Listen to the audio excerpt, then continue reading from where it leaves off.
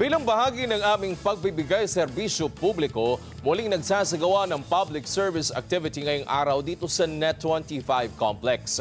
Kasabay ito ng pagdiriwang ng Net25 sa kanyang ika-25 taong anibersaryo. At kumustahin natin kung ano-anong serbisyo publikong ihahatid sa ating mga kababayan. Nandyan ang ating kasama si Eden Suarez Santos.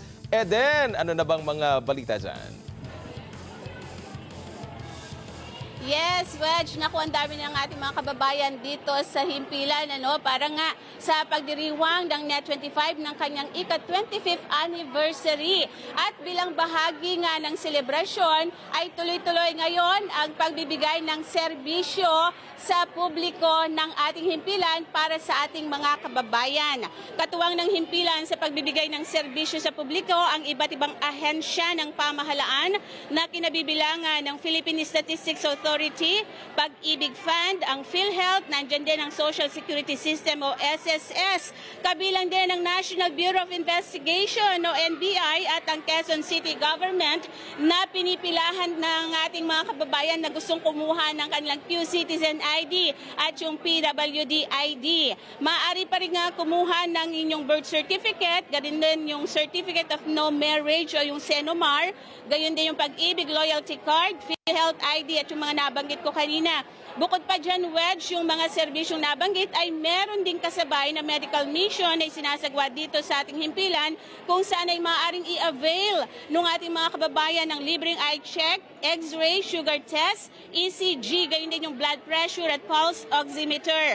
At para naman sa mga naghahanap ng trabaho, naku, may job fair din para sa ating mga kababayan ang Net25. Katuwang ng himpilan sa job fair, ang New Era University.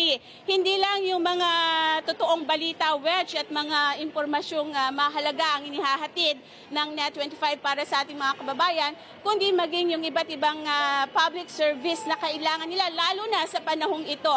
At ang pinaka-importante, Wedge, ito yung celebration ng Net25 sa kanyang ika-25th anniversary.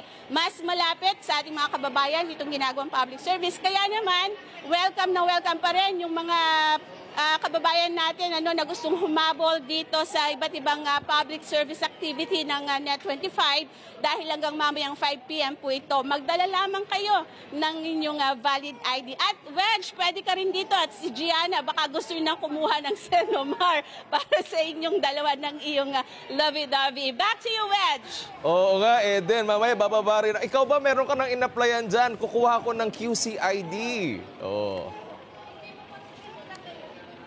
Naku, meron na ako yung PWD ID na kasama na rin siya dun sa Q-Citizen ID. Mabilis kasi ang pagkuha ngayon, yung serbisyo ng local government ng Quezon City.